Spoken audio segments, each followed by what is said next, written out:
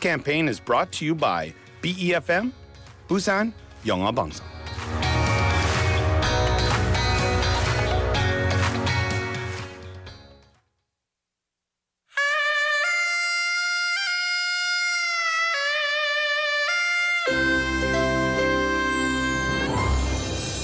The time is now 7 o'clock.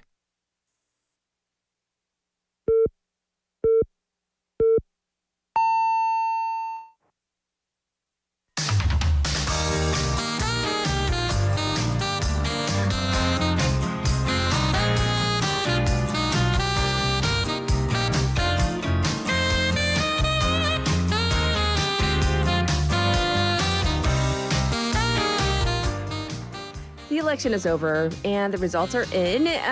What happens now? The groundwork for the 22nd National Assembly will kick off. Busan is looking at a complicated situation with the ruling party taking all but one seat in the city. But with the National Assembly under a massive opposition party or majority, how will Busan lawmakers navigate this situation? And more importantly, how will the issues that affect our city be dealt within the new National Assembly?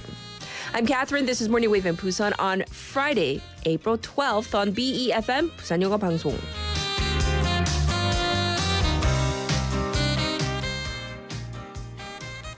Good morning, listeners. It's Friday, and we had that kind of respite, that brief, day off Wednesday, so you could go vote and had a little time to ourselves. So it is Friday already.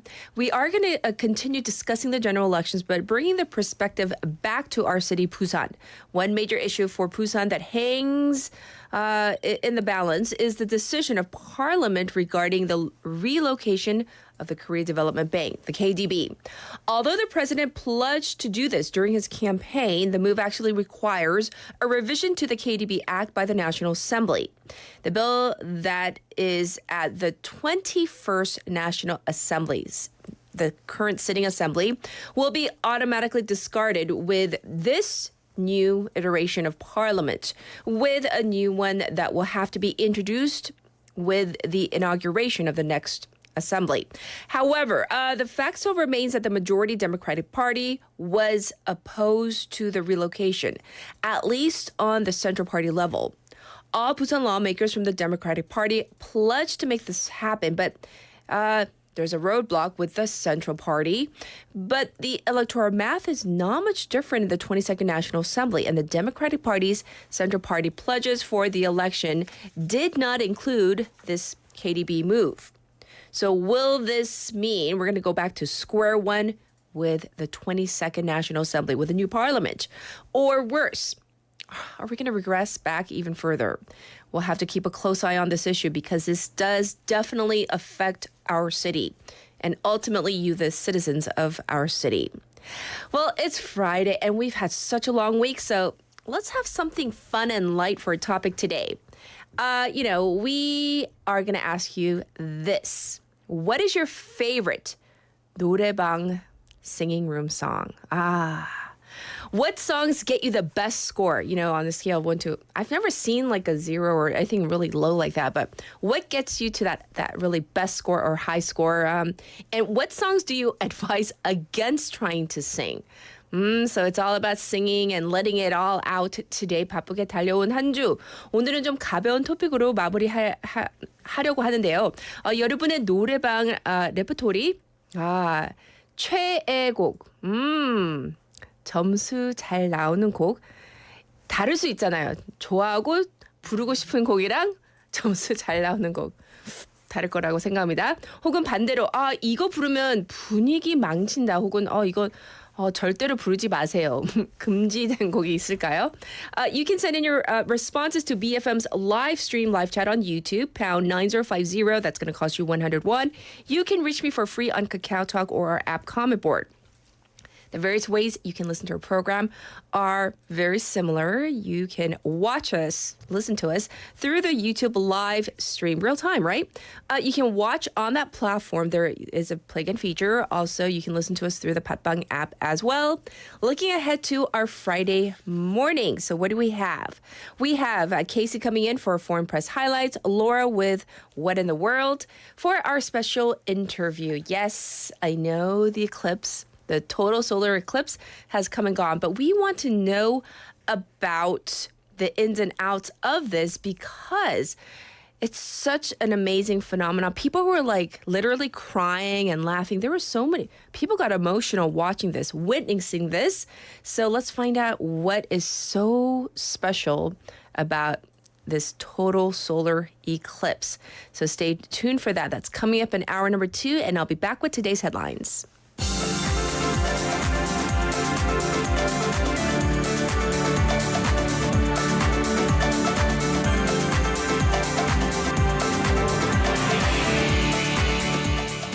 It is now 7:05. These are today's headlines.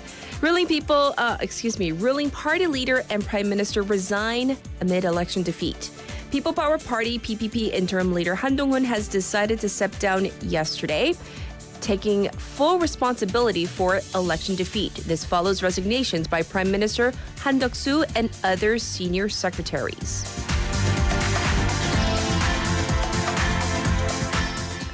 Choguk calls on the prosecution to investigate First Lady. Choguk, the head of the Reform Korea Party, called for investigations into allegations surrounding First Lady Kim Gun-hee's stock manipulation scandal and warned of a special probe proposal.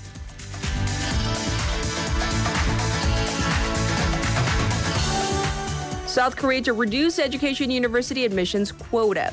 The government plans to reduce the enrollment quota of universities to train teachers by 12% starting from next year amid a decrease in the school-age population.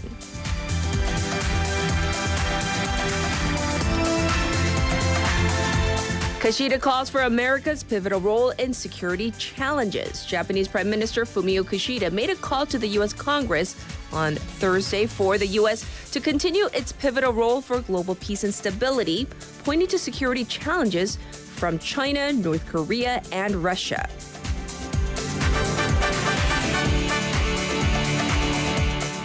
O.J. Simpson dies of cancer at age 76.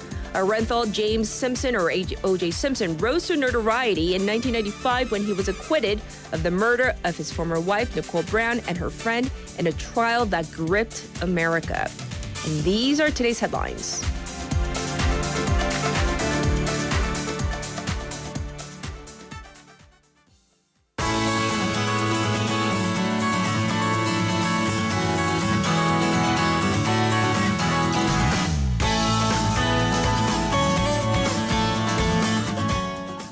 It is now time for Busan Updates. We have Haley in the studio. Good morning. Good morning. Hey, I love our topic today. I'm So, a fan too. what is your 애창곡, your go-to song? I asked my producer, can't we just, have a post-election special of like nothing to do with the election, but we've had a long week. Can we just I turn know. on the microphone and the, and the MRs but mine is 찾아's 버스 안에서. It's a classic for listeners who don't know. It's the one that goes 아니야 난 괜찮아 그런 부담 갖지 마 어차피 지금 나도 남자친구. Do I not get a reverb? You always give it to Michael, but I'm I know, I don't there's get no special reverb. 나는 She said 매일 no. 학교 가는 버스. Yeah, that. Yeah, that one. She said no. Resounding no. You're not getting it. Gotta bring my Okay. own cone or something. Yeah. Let's bring her. Oh, our Yeah. portable mic. I have one next time. All right. First, this terrible story happened yesterday where a man died while looking for a hospital that would take him in for emergency surgery. Right. So this happened last month. It's just coming to light now. So according to the Busan Fire Department, a man in his 50s earlier on March 26th complained of chest pains and called 119. And this was early in the morning, about 6:30. So the ambulance was dispatched and it called about 10 major large hospitals in Busan trying to find a spot for him. They couldn't. These hospitals citing staff shortages, lack of beds, and etc. So he finally went to a smaller hospital in Suyong, and that was 45 minutes after the ambulance had come. So it turns out he had an acute aortic dissection, and that required immediate surgery. So that was a problem with his heart. The hospital was not equipped to do it. So then the call rolling began once again to larger hospitals, to no avail. He had to be moved to an Ulsan area hospital 50 kilometers away, and this was hours later. He underwent a 10-hour surgery. However, he was in recovery, but he died on April 1st. So according to the family of the deceased, they actually lodged a case to the Anti-Corruption and Civil Rights Commission, saying that the residents' walkout, the doctor's walkout, has to do with this patient not getting the treatment that he needed in time. So now the Central Disaster Management Headquarters has taken over, and they're investigating the case. This is such a tragic case, and this is something that we had all been fearing something like this would happen. And so, this local story really does pain me. All right. Next, we sometimes see these huge chimneys from bathhouses like jutting out of kind of the neighborhood skyline, but they've become a safety hazard of sorts. Right. So you probably have seen them around your neighborhood. There's one in my neighborhood as well. So these tall chimneys, they may be at risk for collapsing if they've been up for too long. So 300 such chimneys exist in Busan that were built 20 years ago or over 20 years ago. And that's according to data from the 16 districts and county. And there are 43 in Busan district alone. And then coming to more of a younger district, Gangso district doesn't have any chimneys. So there's definitely a difference. So back in the day, these were used for gas, for burning gas or wood in bathhouses. That's when we actually burned oil or wood to heat the water. Yes. Of course, we don't do that anymore. But back then, the law was that these chimneys had to be very tall, at least 20 meters, to kind of prevent the harmful gas from polluting the lower atmosphere into our lungs. So yes. most of these structures went up in the late 70s to the 80s. Of course, we've stopped burning oil and wood to heat up the water from the late 90s. So they just stand with no function. Well, next question. What to do with these structures then? So the thing is, nothing's been done. So there's no maintenance either because they're not being used. The thing is, so now they're cracked, chipped, and at risk of collapse. So Haeundae district conducted a survey, for instance, and found 3 chimneys with cracks. Back in 2019, a Bukgu public bathhouse had a crack that was about 1 meter long. The crack? The crack was 1 meter long. So the obvious answer, well, if they're not using it, just break them down and demolish them. Sure. But that's expensive as well, at least 10 million won. And, these old bathhouses cannot afford 1,000만 won. Oh, Right. So that makes sense. So there are only 2 districts in the entire cities, Seoggu and Chunggu, that provide financial support on a public level. Okay, so that's definitely something to think about. Yes. I certainly hope that the other municipalities and districts are able to come up with measures so we can get them down safely. All right, moving on. Busan City is focusing on boosting young entrepreneurs as a solution to its population problem. Right. So we have young people continuing to leave the city. So Busan's looking to support young startups and young entrepreneurs, bring in a higher living population and boost the local economy. Okay. So they're doing this via the Youth Local Creator Level Up project. The city's already picked 6 individuals and 3 teams after an application and presentation process, and they include these startups that utilize local stories and ingredients for cooking classes, food items, traveling programs in Seodong, developing alcoholic beverages using local ingredients, and even utilizing the Sasang Industrial Complex to put on a local festival. Okay. Well, these, I guess, projects that have been selected, that's good. But Busan is holding also a startup challenge. Right. So applications are open for this particular challenge. It's called the B-Startup Challenge that happens on June 19th at the Busan Esports Arena. So this is actually the biggest local startup tournament with 25 companies that have come out of it, and they collectively got 24 billion won in follow-up investment. So the tournament gives a collection of 300 million won in investment starting looking for their startup initial capital. Yes. So the companies that have already received funding previously, they're doing really well. One company even got a 10 billion won investment. So for this year, any startups under 5 years can apply. The winner will get 130 million won, second place 80 million, and third place 50 million. So you can visit the Busan Economic Promotion Agency at bepa.kr for details. Yes.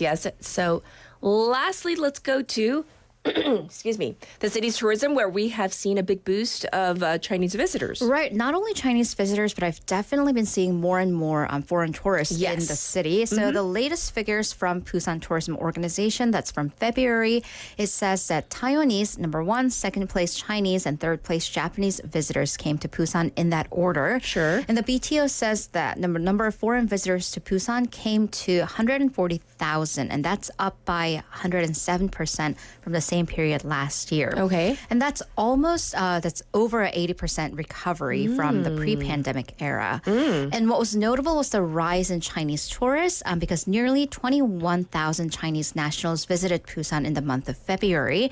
And that, by the way, is a 980% increase. So it's almost 1,000% increase. Okay. So they surpassed Japanese visitors for the first time since September of 2022. Well, what's behind the huge uptick? Well, there's one event, the Busan International Table Tennis Championship at Bexco that took place in February.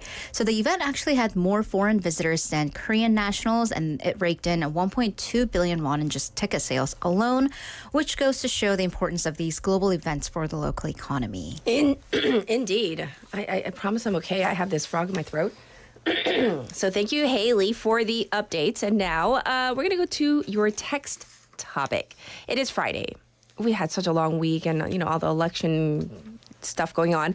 Yes, we're done with it. We're still going to go over the ramifications for our city, but we're going to go with something really fun and light. What is your go-to favorite song in the singing room? 노래방. 애창곡. That's what we're looking for. And now we have your weather and traffic.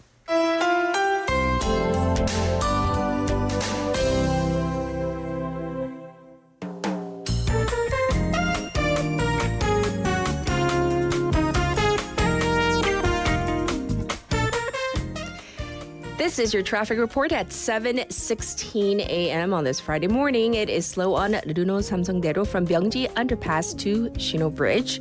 There's also congestion on Dongso Overpass from Bomnae골 to the old Kaegeum Tollgate. And there is some congestion building on Nakdong-Namno from Myeongji Interchange to Seongsan Three-Way Intersection.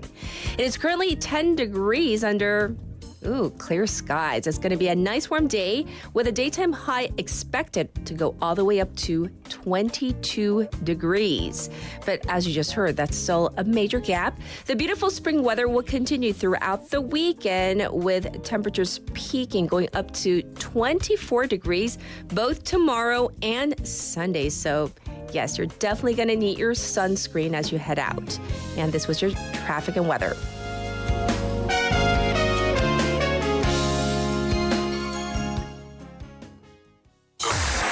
Check this out. This is Morning Wave Busan. Everybody, wait a minute. This is Morning Wave. Morning Wave. You are listening to Morning Wave. Morning Wave in Busan. What show is this? This is Morning Wave in Busan. Here we go.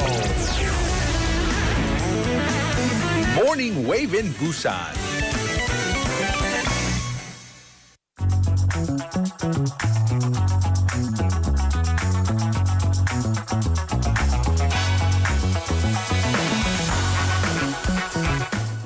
It is now time for News Digest, and so we're going to dive back into the results of the general elections. So Haley's here once again. It was pretty shocking, I guess, for especially, I would say, the People Power Party. But the government is going to go through some major personnel changes, right? Right. So yesterday morning through the afternoon, it was a series of resignations, one right after the other, as a repercussion of the election defeat. Excuse me. So the president made a statement through his chief of staff that he will humbly accept the will of the people to reform the direction of the governance.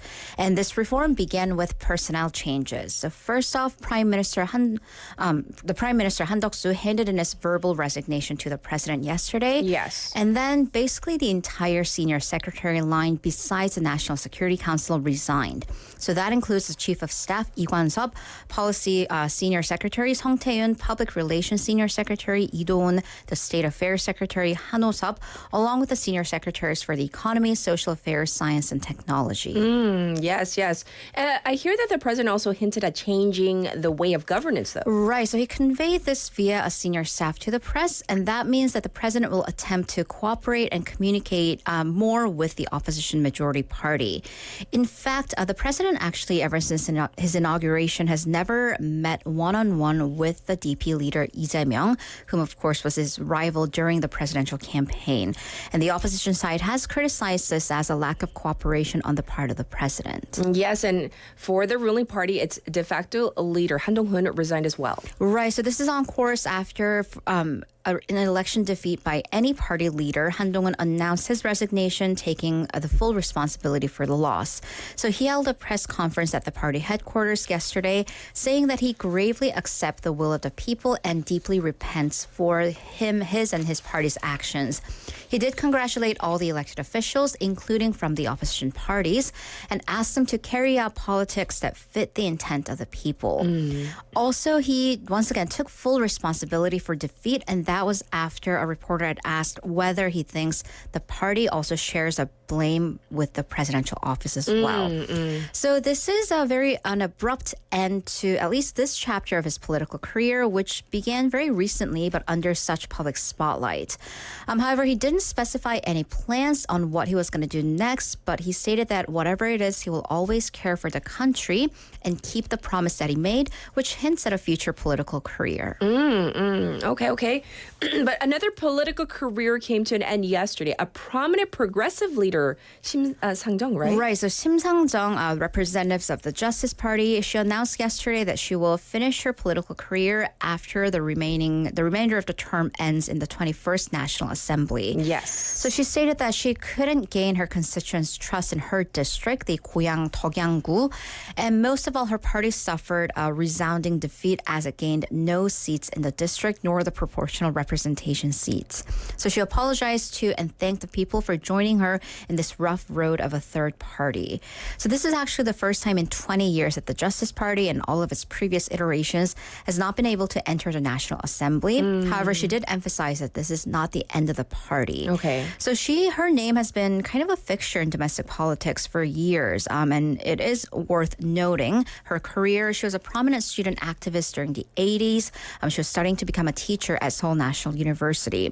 She actually founded an association of all-female activists after she kind of protested in the student activism circle that female students never get leadership roles. So she just corralled all the girls and made their own group, and that led to massive labor protests in the Kuro Industrial District. Right. So she cut her teeth in the labor union field and entered into politics via a proportional representation lawmaker in back then the Democratic Labor Party, predecessor of the Justice Party. She served 3 terms as the elected representative in Goyangkap. She also ran for president back in 2018. Yes, indeed. So she does have a very storied political career to note once again.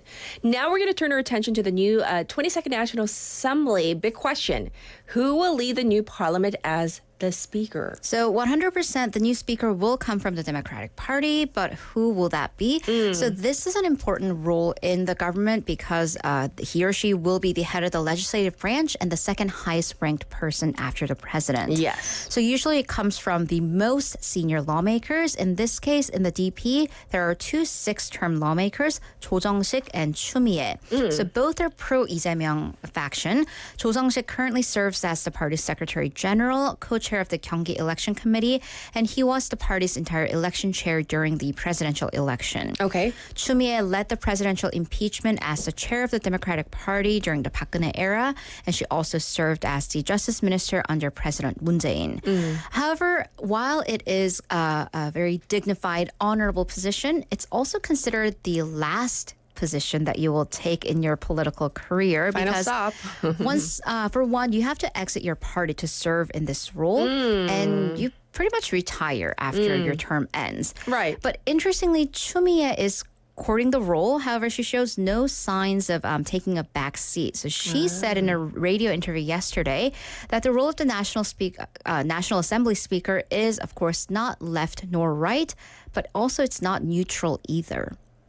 That was an interesting point. Saying that she'll take a more active role than just taking a back seat. Okay. And saying that if she becomes a speaker, this will be the first time that a woman becomes the head of the parliament. All right. We'll keep an eye on this to see who becomes the speaker. Next, the government released its accounts yesterday. Ooh, there's a record high debt now, right? Right. So the 2023 National Settlement of Accounts was approved via the cabinet meeting yesterday. And according to the figures, the country's national debt stood at 1,126.7 trillion won. So that's 126.7 trillion won. And that's up by 57.4 trillion won from the year before. So we just somehow gathered almost 60 trillion won in debt in 1 year. Right. So an official from the Ministry of Economy and Finance explained that the fiscal deficit, it goes up every single year, and that results in the continuous growth of the national debt. And of course, the debt did accelerate very notably during the COVID-19 years, with government spending reaching unprecedented levels. This was also driven, however, by the shortfall of tax revenue, because experts said this was due to an overly optimistic outlook on what we were going to make in taxes and an overshoot of overall economic conditions. Right. And, this number is eye-opening, but the date on which the government released this report is kind of noteworthy. So that's because this is the first time that the report was ever released after April 10th. So yesterday was April 11th. So this actually breaks the law, because under the National Financial Act, the government must pass a national accounting report at the cabinet and report it to the Board of Audit and Inspection by April 10th. So they were actually legally 1 day late.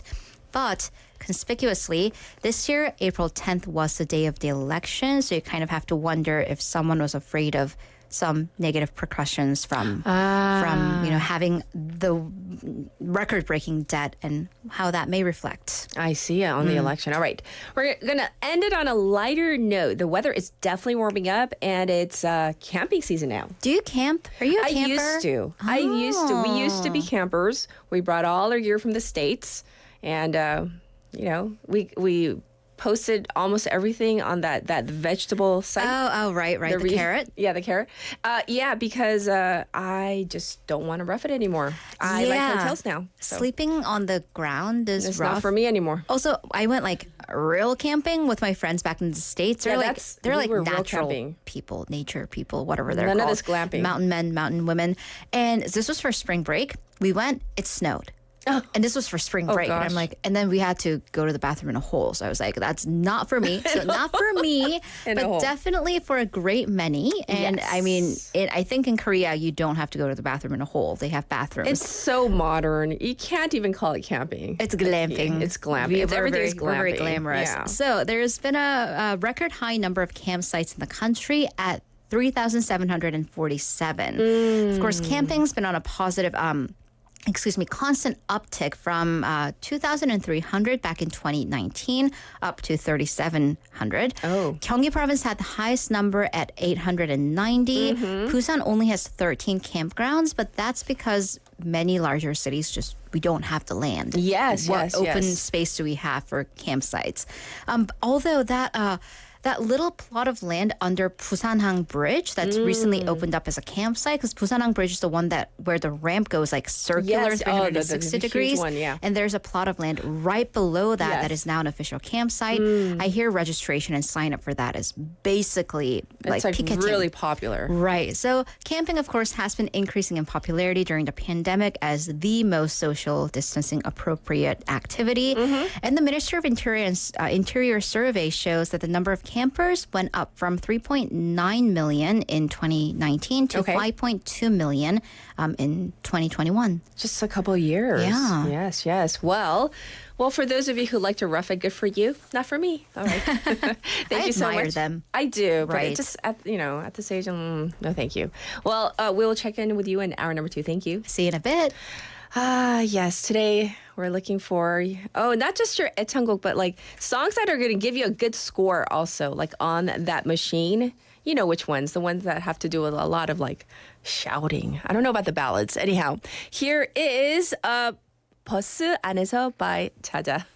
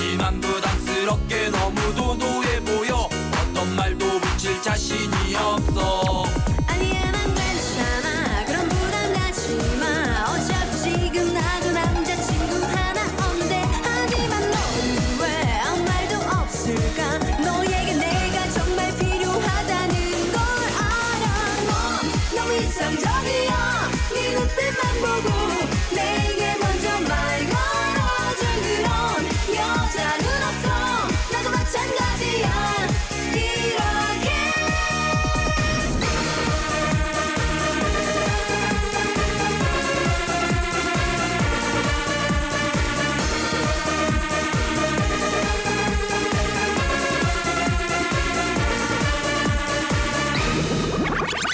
나도 매일 학교 가는 버스 안에서 항상 같은 자리에 앉아있는 그애 좋아해 일부러 그녀의 곁에서 보기도 하지만 왠지 내가 너무 부족해 보여 아니야 난 괜찮아 그런 부담 갖지 마 어차피 지금 나도 남자친구 하나 없는데 하지만 너는 왜 아무 말도 없을까 너에게 내가 정말 필요하다는 걸 알아 넌 너무 이상적이야 네 눈빛만 보고 내게 먼저 말 걸어줄 그런 여자는 없어 나도 마찬가지야 이렇게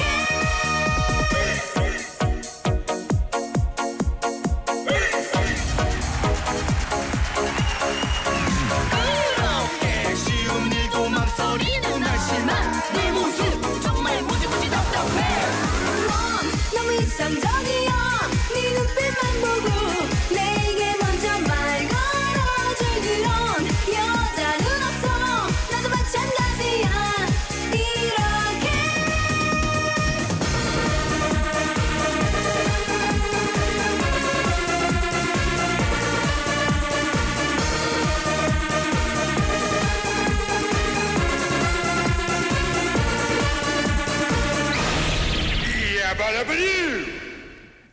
Okay, who was singing along? You know you were dancing along and singing along, right? Just like a Haley.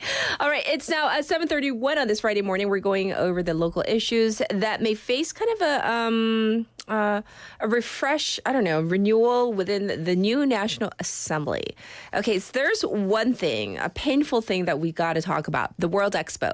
According to Busan City, it will start publicly discussing the possibility of vying for the 2035 World Expo after the general election. While talks have been bubbling ever since last November, the city held back on doing this on any official grounds, lest it affect the election. Busan City is in the works of putting an expert panel together to review the problems in the last bidding process and discuss the practicality of trying again. And it has also launched contract research with the Busan Development Institute to kind of parse through the problems and feasibility of the 2035 World Expo in Busan. Above all, however, the most important factor is public opinion. And the people of Busan will certainly want a chance to voice their opinion on this one. Back to our topic, it's Friday. It's been a long week with lots of, election coverage, and we're still going over the local ramifications. So, we're going fun and light today. What is your favorite 노래방 singing room song? 애창곡뿐만 아니라 점수 잘 나오는 곡 분명히 아실 거예요. 제 경험으로서는 발라드보다는 조금 이렇게 빠르고 신나는 노래가 조금 더 점수 나오는 편이 아닐까? My personal opinion, I think like the faster, more upbeat songs usually get a higher score on that machine. So that's what we're looking for. Oh, I have so many, and I've been like bugging my producer all 33 minutes, telling her like maybe you can second this, I can't sing all the female songs. I'm an alto. I'm not a soprano. So all the 고해, the 응급실, what else? 치중진담. I'm like bugging her, and she keeps on looking at me like I'm a weirdo. So maybe you, the listeners, can convince her to at least play one of those songs, one of those three. Okay. Well, I'll be back. Let's get to some of your responses. Well, I'm curious as to what you guys are. Okay. So Leslie Waver. Torn by Natalie Imbruglia. Ooh. And she says in parentheses, solo. And then give me a reason by Pink and Nate Russ. And she goes, that's my go-to duet. So she has categories. Oh my gosh. And then for group song, this is a good one. Bohemian Rhapsody. Definitely good. And she goes on and on. She goes, I could talk about this all day. Yes, yes. And we were inspired by your comment the other day, and that's why. And she says, stay away from Celine Dion. They're wonderful, but they tend to run long and they are high sustained notes, which sound horrible if you don't have voice training. I agree with you. Her songs are really, really tough. So if you're not good, stay away from Celine Dion. All right. We're going to get to our hot clip.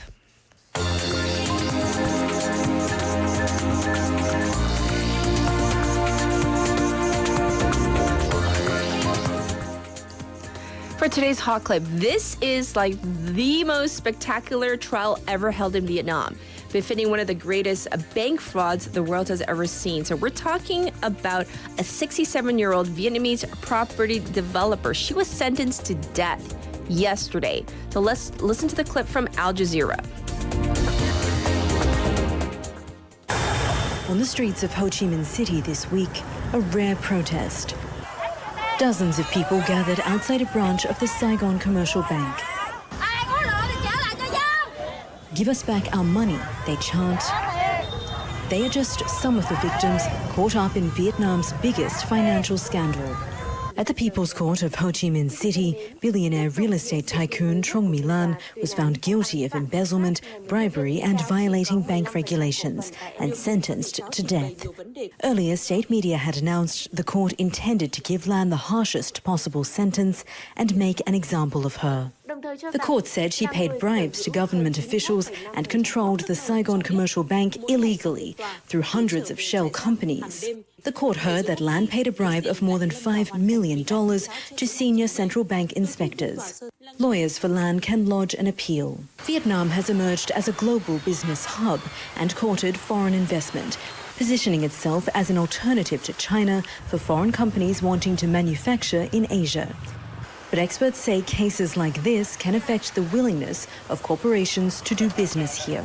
Right now, with this situation, you're having both an economic risk, market risk, and government risk at the same time, right? Because of the regulating bodies didn't regulate the banks, which allowed for Ms. Chu My Lan to do what she did. Authorities say more than 40,000 people are victims of the scam. Nguyen Thi Ngoc Han says staff at the bank convinced her to buy corporate bonds. She didn't know these bonds were linked to shell companies owned by Lan.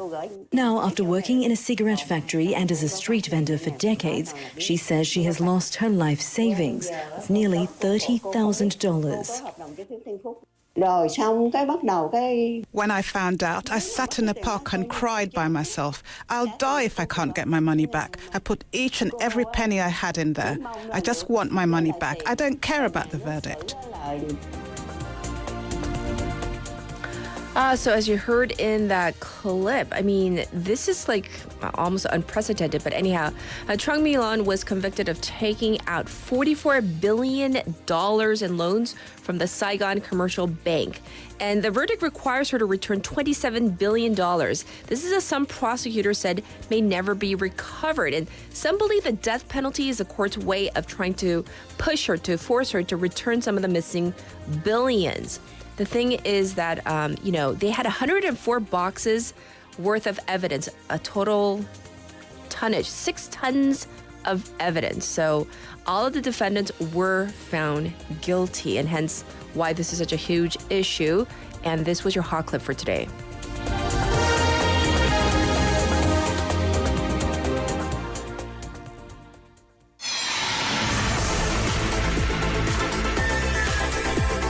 Stay tuned. You're listening to Morning Wave in Busan.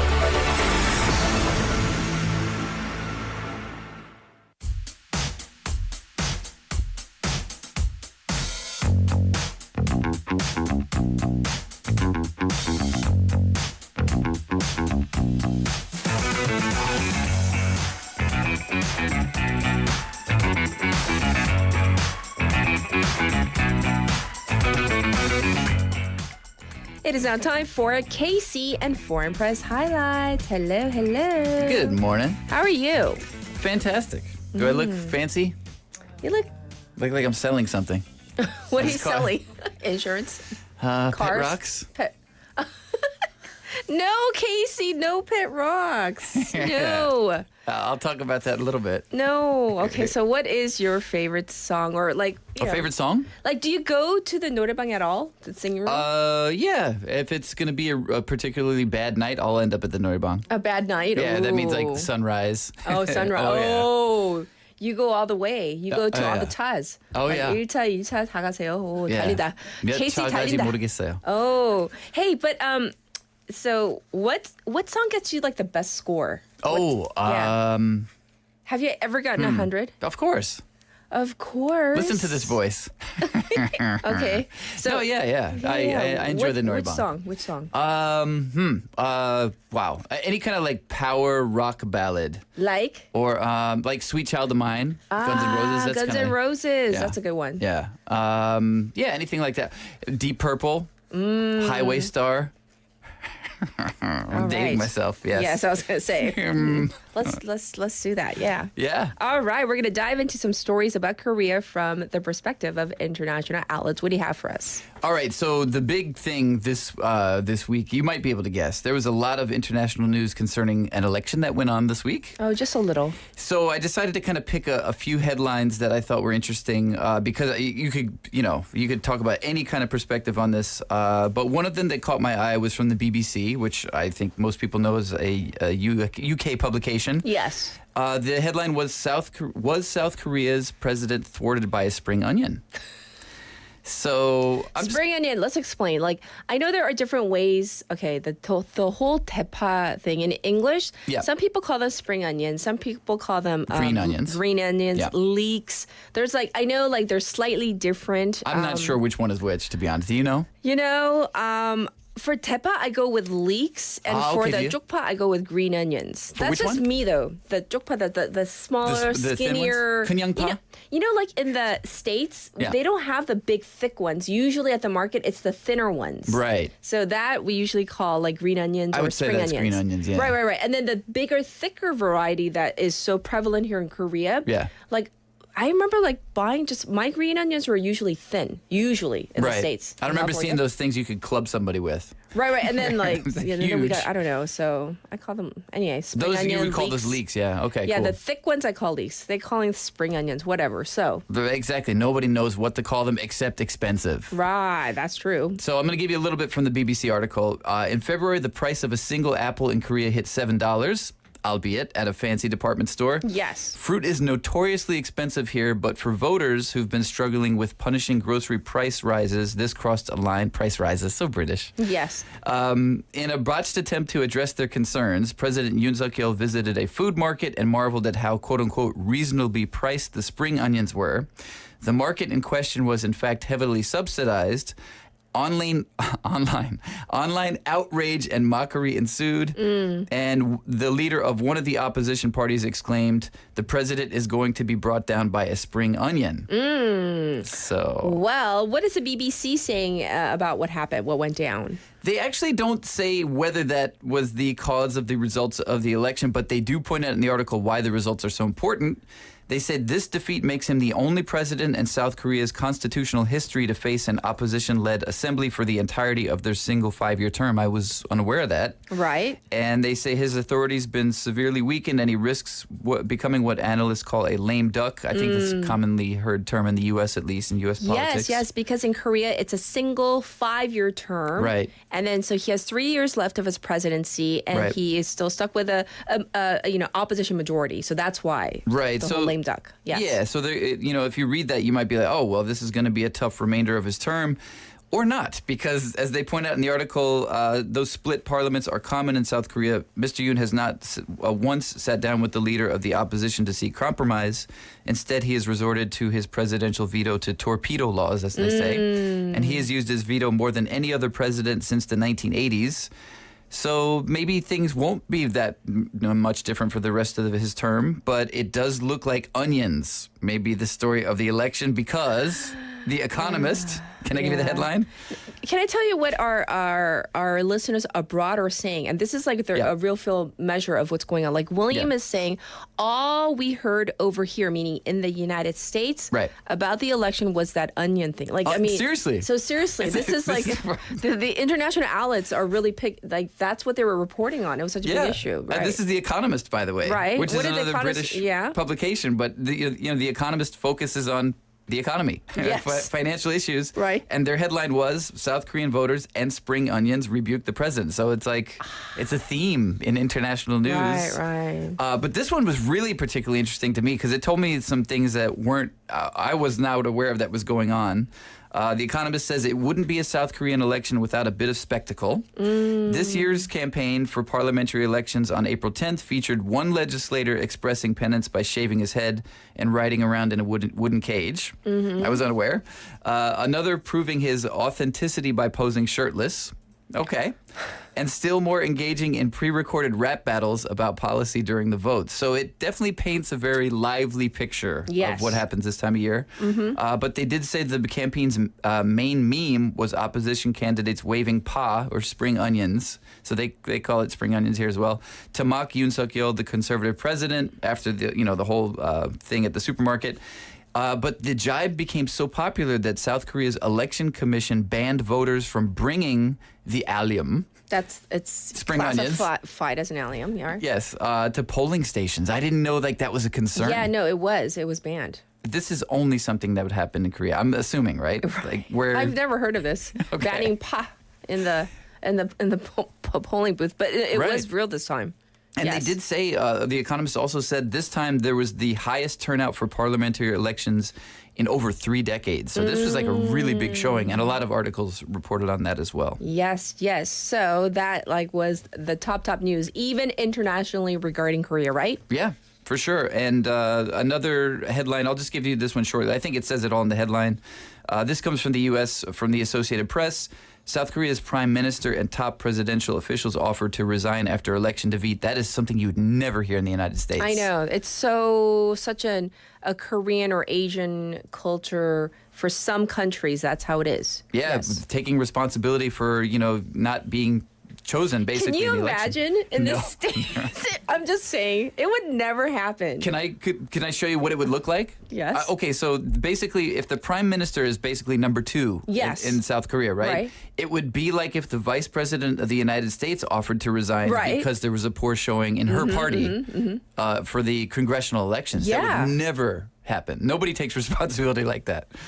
I'm just saying, can you imagine someone like Nancy Pelosi saying, I'm going to Right, that would be a good analogy, like Nancy Pelosi, right? It just wouldn't happen, right? It's just like, okay, we lost, we move. Right. But we were so right. That's what they would say, right? Yeah, so some things, the messaging got us, they would blame it on something. They would blame it on something. Right. Yeah. But so the most interesting article to come out of all this, also from the United States, in my opinion, is NPR. And this was actually before the election results came out. And the headline is really interesting. Elections reveal a growing gender divide across South Korea. Oh. So much detail. I recommend this highly. But of course, this was before the election came out, the results came out. So I wonder how this will be viewed after that. But they basically point out that, young men and young women are increasingly growing apart in who they vote for. That's right. I mean, from memory, many young men feel like they're being discriminated against, right? They explain that in the article. Okay. They explain a lot of that is basically due to the mandatory military service. Yes. But I want to share these 2 quotes because it's from 2 men who kind of explain their own feelings about that. And? One of them is Sung Suk-gun, who's a 26-year-old in Seoul at Yonsei University.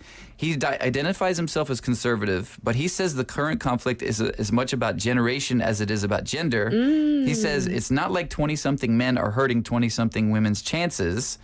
He's arguing that young men are unfairly blamed for older generation's faults. He says, interesting take. Yeah, he says in the end, the glass ceiling was made in a more sexist era by men who are now executives.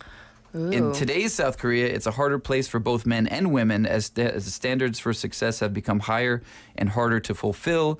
He says that pressure makes young people more vulnerable to divisive finger pointing that abounds in online spaces. That's an interesting take, though. Yeah, that's something I've not read before. Right, where he links, It's not, it's kind of like, it's not us that should be fighting each other, he's kind of saying there. And there's another college student in Seoul who's 24 years old who says, he says neither men nor women in South Korea are willing to step back and hear each other out because they grew up in a fiercely competitive environment. This is so true, though. I hear it even from my own college-age kids who, especially the one in Seoul, she's in a very competitive school. She says, like, everything is a competition. Right. Like, for every little thing to become a leader of this social group or this, it's this, like, fierce competition. And that's how the kids are raised, in this competitive, educational environment. But it goes on into college. It just goes on and on. Right. I think that's a good point, though. And he said, he has a really good point to follow that up. He says, so we have only practiced living for our own interests. So instead of seeking room for compromise, I think we're more used to asserting ourselves and securing our gains.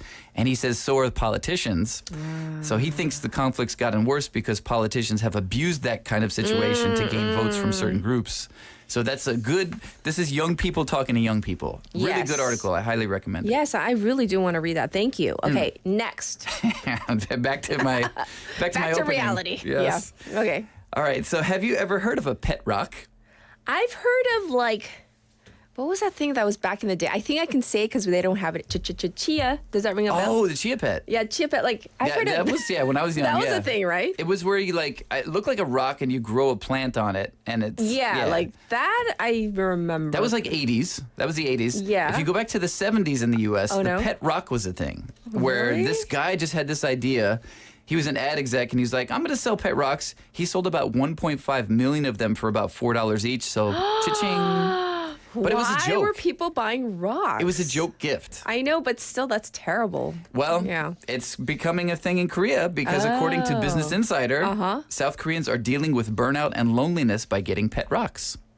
For real? For real. Yeah, it's a thing. They said the rocks seem to be back in Asia where they aren't played for laughs. Okay. Instead, they're seen as a way to mitigate the loneliness and burnout spreading through South Korean society. Do you have one?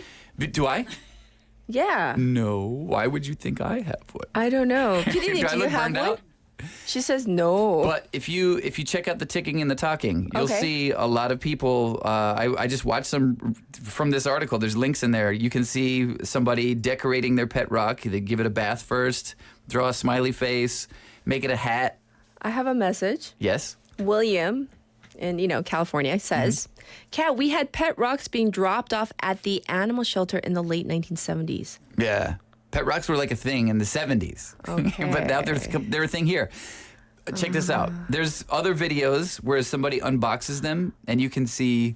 Oh, okay, there you go. Look at oh my gosh. That's the original from the guy. 70s? Yeah, that's the guy who was like, hey, I got an idea. Oh my gosh. How did you find? Oh my goodness. Yeah. And then William continues. Oh, there you go. This is what they look like. They came with pet rock carriers, really? Yeah. Oh, and that's what they look like now. And they come with like a little card. And it's got a space for you where you can write the name of the rock, and it's MBTI. I'm not kidding you. I watched an unboxing video. And it's not just people who are, on the social media. It's also Yoon Jung-han. Do you know him, of 17? Why do you assume I know all of them like that? I don't know who he is. I think know 17. You know them all. I know 17. I don't know. Okay, you know the group. Okay, yeah, so the group I know. One of the members, Yoon Jung-han, he's got Doljijong. And I guess the fans were worried about the fate of Doljijong because they hadn't heard about Doljijong in a while. So they were like, did you set him free in nature? And really? And Yoon Jung-han finally answered the fans and said, don't worry, it's all good. He's been taken care of. He's not set free in nature. Interesting. So this kind of just shows you how it's for young people. I mean, I see a lot of comments saying, oh, I pick up rocks, and the States people paint rocks and then drop them off around town for people to find. I mean, really? I guess so. I mean, I don't know. I used to throw rocks. Oh, yeah. At people? No, not at people. Oh, no, that's a crime. Oh, yeah, on the playground. We used to, first grade, we threw rocks at each other. That ended poorly. Terrible. Yeah, it was. It hurt.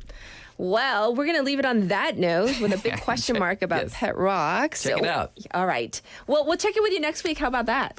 That sounds great, and I'll bring my pet rock. Yeah, and bring some more interesting stories. It was really good. Thank you. Oh, here we have it. 취중진담 by 전남해. Enjoy, people, and you know you're going to be singing along.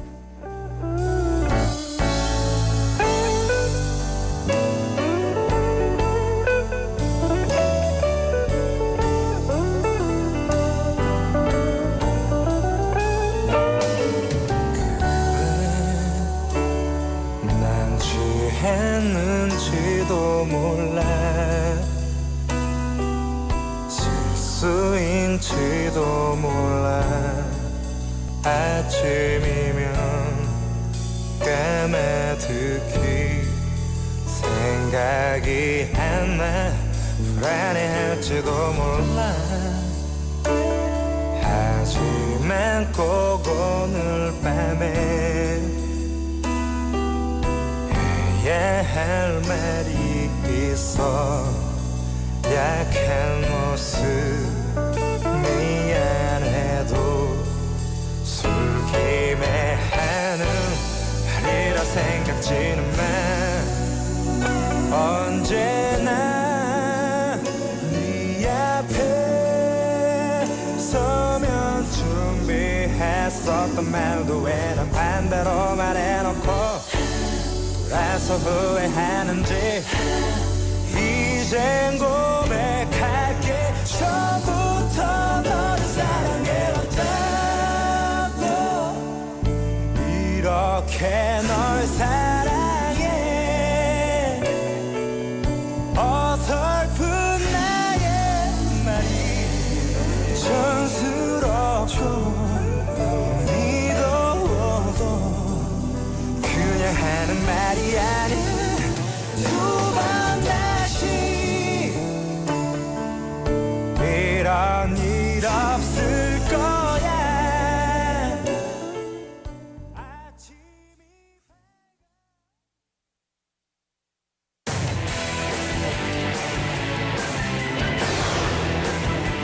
Your Breaks of the World.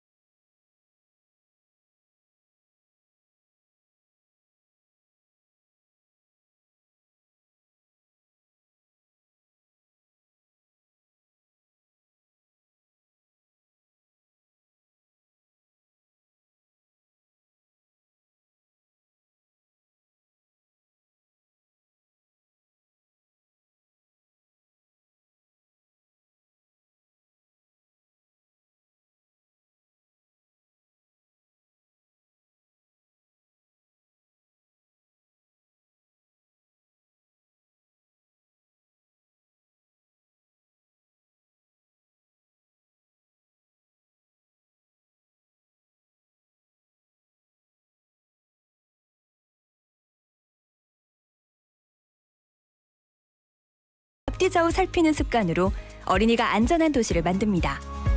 참, 운전 중 휴대전화 사용은 모두에게 위험합니다.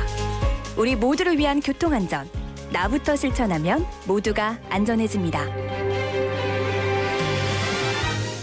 어린이가 안전하게 뛰어놀 수 있는 부산. 아이 키우기 좋은 도시는 우리 모두의 미래이자 희망입니다. 이 캠페인은 어린이가 안전한 부산을 만드는 은행, B&K 부산은행과 함께합니다.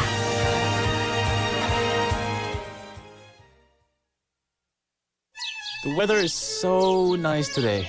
I'm sure this won't be a big deal. A 3-second long lapse in judgment can burn up an entire mountain, which will take 100 years to recover. We can protect these lush forests if you follow these guidelines. First, do not bring flammable materials to the mountains.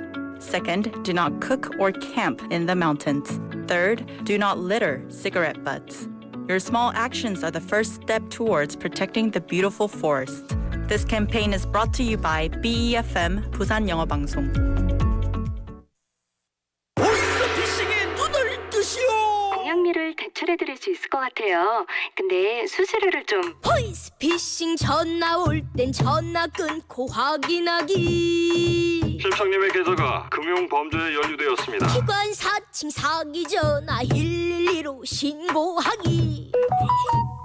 택배 주소 오류 사기 인터넷 주소 클릭한대. 늘 의심하고 꼭 전화 끊고 또 확인하고. 보인다 보여. 수법이 보이는구나. 눈을 뜨면 예방책이 보입니다. 공익광고협의회.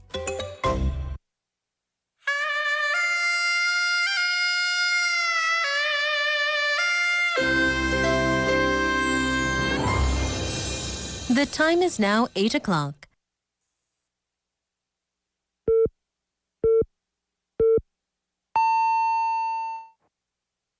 It's morning. And what a lovely morning. Dynamic Busan. Good morning. Good morning. Good morning. Good morning. Hello, Shelly. What show is this? Hello. Hello, baby. Hey, buddy. Hello, everybody. Live from Korea's dynamic city, this is Morning Wave in Busan.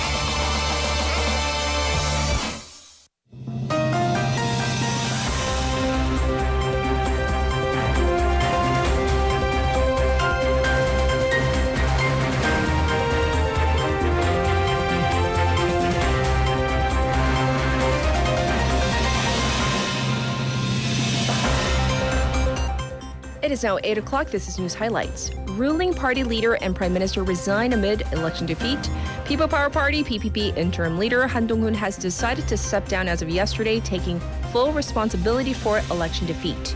This follows resignations by Prime Minister Han Duk-soo, Presidential Chief of Staff Lee Kwan-sup, Senior Secretary for Policy Song Tae-yoon, and the entirety of the senior secretary line except for the National Security Council. The resignation seemed to be the start of sweeping reforms President Yoon Suk-yeol promised yesterday. With all of the votes counted, the Democratic Party and its satellite Democratic United Party together won 75 seats. The PPP and its satellite People Future Party 108, Rebuilding Korea Party 12, Reform Party 3, and 1 each for the New Future Party and the Progressive Party.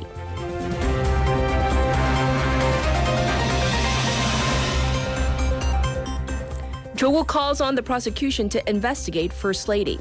Cho-guk, the head of the Reform Korea Party, called for investigations into allegations surrounding First Lady Kim Gun-hee's stock manipulation scandal.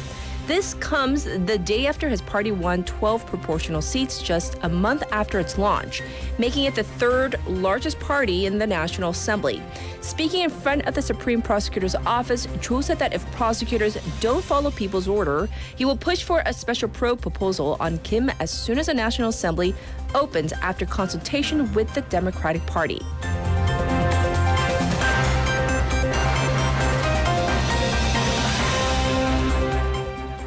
South Korea to reduce education university admissions quota. The government plans to reduce the enrollment quota of universities to train teachers by 12% starting from next year, amid a decrease in the school age population. The Education Ministry disclosed this plan to reduce the quota by 12% for the nation's 10 teacher training universities yesterday, reducing the total admissions quota from 3,847 to 3,390. The ministry plans to provide support so the planned reduction will not lead to financial hardship for teacher training universities and to assist reform efforts related to fostering teachers.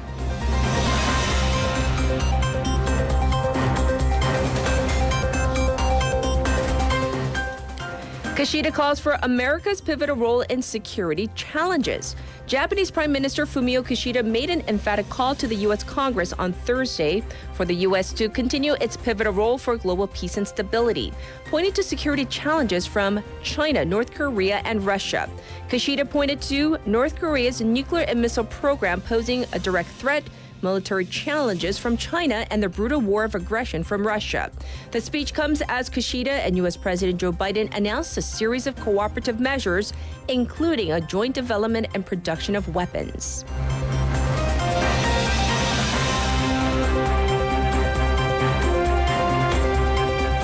O.J. Simpson dies of cancer at 76. O.J. Simpson, the former American football star turned actor who was controversially cleared of double murder, has died aged 76. Orenthal James Simpson rose to notoriety in 1985 when he was acquitted of the murder of his former wife Nicole Brown and her friend in a trial that gripped America. In 2008, he was sentenced to 33 years imprisonment on unrelated charges of armed robbery. Simpson died of cancer on Wednesday, surrounded by his children and grandchildren, a family statement read.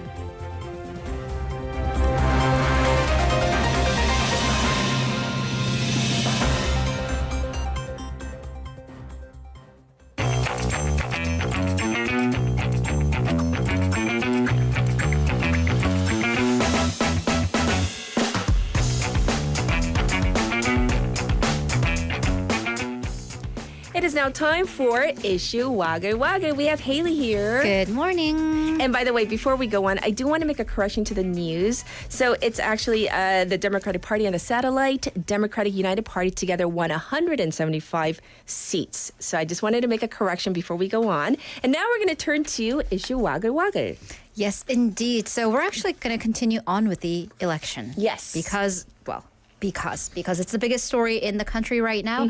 Specifically proportional representatives who will be entering the new National Assembly. Right. So we have a handful of interesting, unconventional, definitely non-political backgrounds. Yes. In short, athlete, an elementary school teacher, and a singer, which you usually don't see them at the National Assembly. So as you said, the People Future Party, the satellite of the PPP, will get 18 proportional representatives.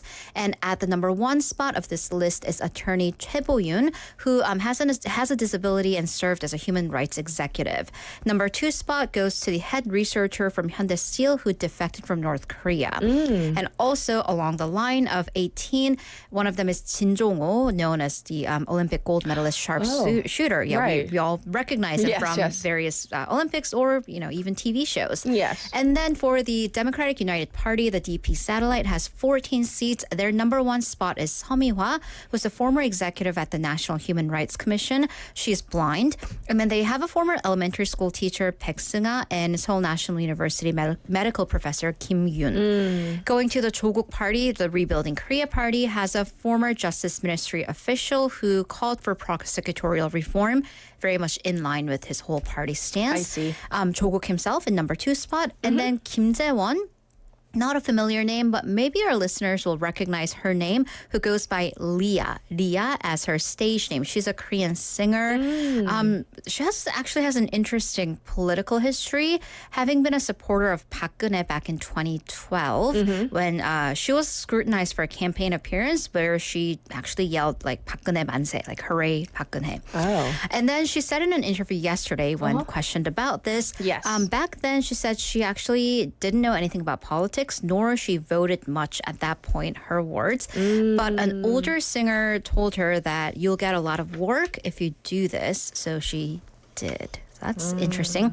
She then said that she realized what her political affiliations or where they lied during former President Moon Jae-in's campaign, and since then she has been a member of the Democratic Party. I see. Very interesting. All these candidates who are now proportional representatives. All right, moving on. The TV show I'm Solo, 나는 Solo, is that what it's called? Is very popular, but its producer is under fire for potentially, practicing in preferential hiring and even 갑질? Right. So this producer, Nam Gyu-hong, faces accusations that, number one, he is trying to take the writers' rerun fees. Oh. And one media report accused him of putting his daughter's name and two other producers' names in the writer's credits in an attempt, allegedly, to take the writers' payment for reruns. So the report also quoted the writers for the show who apparently asked him to form and have them sign a labor contract in order to get the rerun fees, but he refused, and he allegedly told them, what do the writers do to deserve this? So anyways, going back to his daughter's issue, so she gets the writer's credit because he claims that she was a broadcasting producer who's been working as a dedicated subtitles, a 자막 writer. So a little bit of background in Korean, especially entertainment shows, subtitles aren't just like closed caption of what we're saying. They actually do have like entertainment value. They kind of come in as like asides and whatnot and commentary. And he claims that this job requires, quote, highly attuned literary capabilities and a broadcasting sensibility, unquote, which I believe is true. But coming from someone's father is also, it's not a objective source. And he claims that he regrets at people accusing him of her of getting a chance from daddy. He also claims that the producers of the show are in charge of production, planning, ideas, and even wording and script writing. So in this broadcasting environment, Nam says that the rerun fees are not the copyright of only freelance writers, and the talent that also freelance PDs should also share the profit. So yeah. I mean, it's something to think about for sure when a lot of production is now outsourced to OTT platforms and to freelance studios and broadcasters. However, I don't know. I feel like that should be a discussion. And there should be a contract for sure. I mean, after the whole Hollywood writers and talent strike. And my just thinking, as you were saying that, I was thinking, then why have any writers? Right, exactly. So then what do the writers do? Yeah, right. I'm saying if that's the argument. Right. Just saying. All right, let's move on to some international news. We're going to have an expert on to discuss the total solar eclipse that happened earlier this week, but something very disturbing also happened during the eclipse. And, disclaimer. Right. It has nothing to do with the eclipse scientifically, but unfortunately, this very disturbed individual thought so. So we're talking about this woman from LA, Danielle Johnson. She goes by an astrologer, the 점성술사, named Danielle Ayoka. She allegedly killed her partner and pushed her two children out of a moving vehicle, killing one of them. So according to Los Angeles Police, LAPD, on the morning of the 8th, the eclipse day, when the eclipse happened, she was in a physical altercation with her boyfriend, and that ended up with her fatally stabbing him. And then she allegedly fled the scene with her two daughters, one 9 years old and the other 8 months old. And she actually threw the 9-year-old out of a moving vehicle. She had her baby sister in her arm. The car was going at over 100 miles per hour, which is 168 kilometers per hour. Unfortunately, the infant died. Thankfully, the 9-year-old survived, and she's being treated for minor injuries. And then finally, she crashed her car into a tree and she died at the scene. Oh, she did? She did. So this is a horrible tragedy for that entire family. But some of her posts prior to the accident on social media, they make proclamations about events that can happen to people during an eclipse when you are born under a certain astrological sign, including warning people to not look at the eclipse, which, you shouldn't look at the sun, but not directly without the year, right. But yeah. So detectives are saying that they are eager to find some kind of an explanation, but there's a good chance that the deaths will never be fully understood. And, they do these posts, they do reveal something about her mindset, but of course, without interviewing the suspect, there's no way to know what may have motivated her violence. Such a tragic story. Right. Well, we need a pick-me-upper. Tell me our last story. It's a positive one, right? It is. It really restores your faith in humanity. And we're going to go to Korea. There's this umbrella angel on social media. So there's a viral post on social media that was submitted by an owner of a cafe. So it was a rainy day. He had his car parked on the curb, and he was running between the car and the cafe because he apparently had a large dessert order that he had to get delivered. So, of course, if you're carrying things, you can't carry an umbrella. Right. And then we're going to throw off a GIF of that. Okay. And then you see the boy in that bright blue umbrella, and he kind of like watches the man for a bit, and then he's like, oh, so he just walks behind the man and just quietly holds up his umbrella behind. It's like in the slow man. motion. Yeah, the gift is in slow Right. motion, but yeah. But look at he's like an elementary school kid. Oh, He is an elementary school kid, and he just stands there. I want to know whose parents are. They raised him right. Yeah, I want to buy him like all the dessert that he wants to eat. And so the cafe owner said, and we were getting CCTV footage. He was too busy to like really even realize what was happening, and he didn't realize that the boy was trying to help him until later on. He wants to thank him properly. Turns out this is a 5th grader, an 11-year-old from Gwangju, a boy named Jeon Ha-jun, and the city's baseball team, the KIA타이거즈, actually invite, and that's him. I mean, just so cute. Oh my God, His face says it all. Like, I'm a good kid. You can eat him up. Oh yes. not literally. Not literally, yeah. figuratively. Yes. They actually invited him to throw the ceremonial pitch at the home game on Wednesday. So this happened. In an interview before the pitch, he said that he just wanted to help the man. And he says that it's really unbelievable that he gets to throw the pitch for his team. And he added, and this part really, he hopes that we can live in a world where people just help each other. I love that. Seriously. I love that. I love him. I want to be And it's him when I like, grow up. It's not even like, I mean, I don't want to comment on a kid's physical features, but just the aura, the person who he is so adorable. It's what was it, 인상, just the impression, the facial expression that he gives off. What a great kid. Not just Ha-jun, but to whomever your parents are, whoever they may be. Oh, good. They did something right. So we needed that on a Friday. So thank you for that. And thank you for all the election coverage, all the work you've been doing behind the scenes, and we'll check you in with you. Rest, get some sleep. Monday. Oh, well, I mean, with this, I have to go to 노래방 now. Oh, for today's now. topic. Yeah. Okay. Well, yes, we're there. All right, thank you, Haley. Bye-bye. And it's now time for your updated traffic and weather.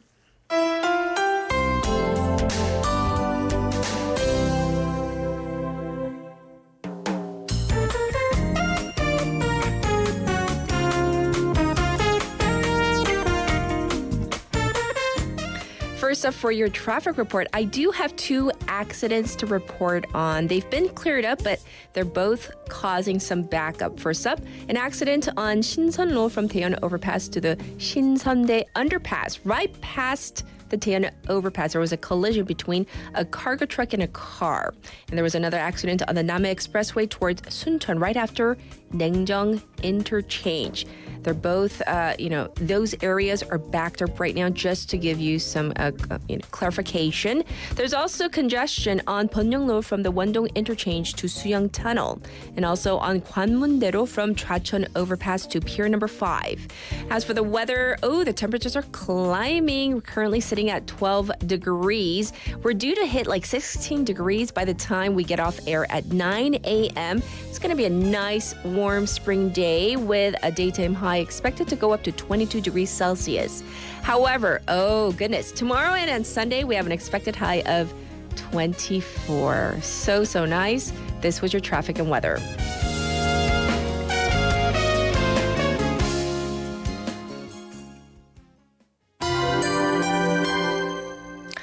How about this one? Another go-to favorite, 고해 by 임재범.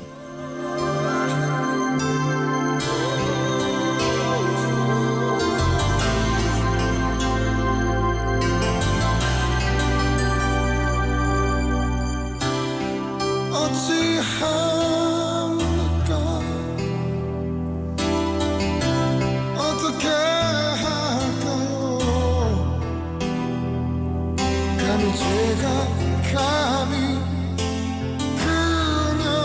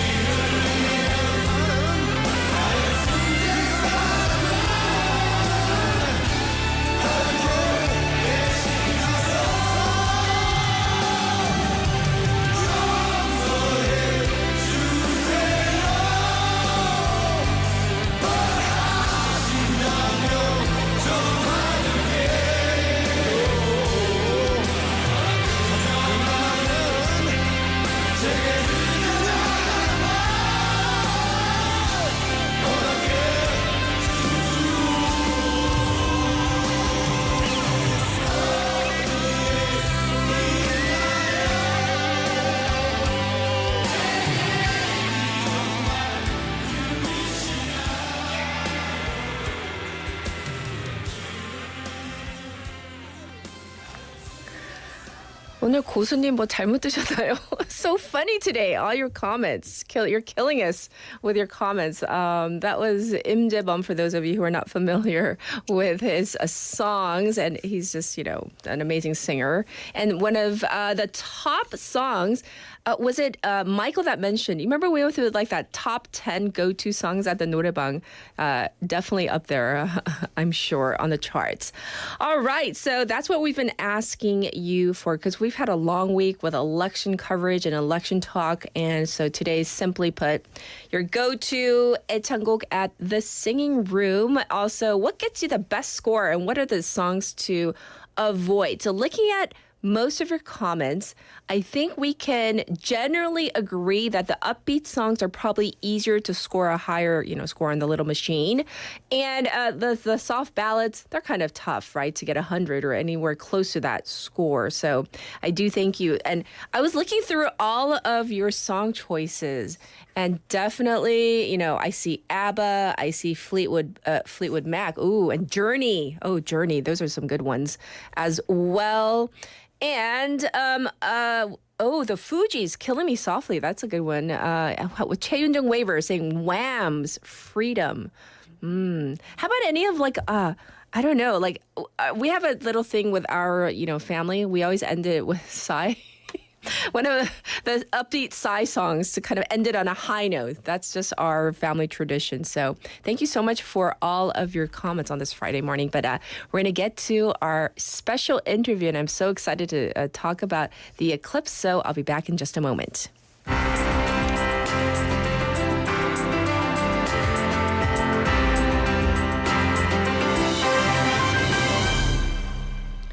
Yes. So this interview that we're going to do right now, what happened on Monday local time across North America, Mexico, the U.S., Canada. I mean, millions of people looked toward the sun to watch as basically kind of the day turned into night. For weeks, the region was abuzz with excitement at being able to witness this total solar eclipse. And I hear that this song, Bonnie Tyler's 1983 hit Total Eclipse of the Heart, even surged 50% more in searches during the lead up to the eclipse. So let's find out exactly what happened. We have invited Dr. Edward Rhoads, who's a lecturer in physics astronomy at Indiana University in Indianapolis. That's in the States. Let's say hi to him. Hi, welcome to the program. Hello, thanks for having me. Absolutely. So first, let's get the logistics out. What exactly is a solar eclipse and why, a total solar eclipse? Can you explain it first? So a total solar eclipse, quite simply, is when the moon, for some given location on the Earth, perfectly goes in between the Earth and the sun. If you were on the moon at that time, you would actually see about 100 kilometer across, maybe 150 kilometer across shadow on the Earth created by the moon. Wow. So this time around, there was a lot of buzz. So I'm wondering, how often do total solar eclipses happen? And why was this occurrence such a kind of a rare one, looking at all the news reports? Well, overall, we get solar eclipses about once every 6 months. And the reason for that is that the moon's orbit around the Earth is actually tilted with respect to the Earth's sun system, which is called the ecliptic plane. And so there's only two places in the orbit where the moon crosses the ecliptic plane at the same time that's either in front of or behind the Earth. And so those are the two times of the year that we get a solar eclipse. Now, most of those you get either a partial eclipse or what's called an annular eclipse, where the moon is a little bit further from the Earth, and so it doesn't completely cover up the sun, and you have a ring around the moon, aka an annulus. We got that one of those back in October in North America, but this one was a total eclipse. And so most eclipses are either going to be partial or annular. And so we only get about one total eclipse somewhere on the Earth about every 2 years. Now, that probably sounds like it's very common. Why do we only get to see them once every, for any given location on the Earth, like 300 years? Well, that's because when the moon covers up the sun, only a very small part of the Earth gets to see it, because if you're just a little bit to the north or a little bit to the south, that moon moves a little bit. It would move the entire, it would move half of the size of the moon if you went north to south by 1,000 miles. In fact, that's actually how we calculated the distance to the moon back in the 1600s, Tycho Brahe. So sorry if you have any flat earthers in South Korea. Sorry, your flat earth theories get stomped on because we can actually determine the distance to the moon. And it's not 8,000 miles, it's 250,000 miles. Yes. Now, this particular eclipse was a little bit rarer than most because in addition to it being a total eclipse, the moon was actually a little bit closer to the Earth than normal. It has an elliptical orbit, so it averages 250,000 miles, but sometimes it's 25,000 miles closer or 25,000 miles further away. In this case, it happened to be a little bit closer to the Earth, and so what happened was it was a little bit bigger in angular size, and so it covered up the sun a little bit easier, and as a result, the shadow on the Earth was a little bit bigger, and instead of lasting for like 90 seconds to 2 minutes, this totality was 4 minutes, which is double what it normally is. And so that's why this one was extra special. You know, I have to say, I saw some of the footage, even like newscasters, like anchors that actually went on site to witness this total solar eclipse. Some of them were crying. Some people were just so awestruck at this 4 minutes of just darkness that what did you think? Were you able to witness it where you are? Can you kind of explain which part of North America this covered? It covered, let's see here. Well, it started in Texas and went up through Indiana, Ohio, Pennsylvania, all the way up through Maine. I'm in central Indiana, so we were right in the center of it. I was on IUI's Indiana University of Indianapolis's campus in downtown Indianapolis, and we got a great showing of it. In fact, we had several telescopes pointed at it, and we projected the image through the telescope. Unfortunately, when it went totality, I couldn't see anything in the projected image because we went from 10 watts of power to 10 microwatts of power. Because once you have the eclipse, when you're looking at the sun, the bright thing around the sun is actually the corona of the sun.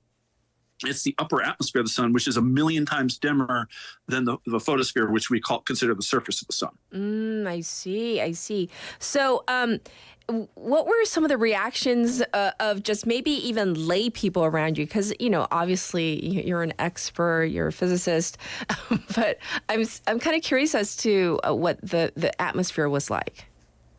Oh, it was definitely upbeat, lots of clapping, lots of cheering, both when it started and when it ended. Although where I was at, we didn't have quite as many people because I was on campus and most of the people went to the city park because the city had advertised those locations. But there were so many of them there that we could hear them from about a half mile away. Wow, that's pretty amazing. So they were a very boisterous group. Yes, indeed.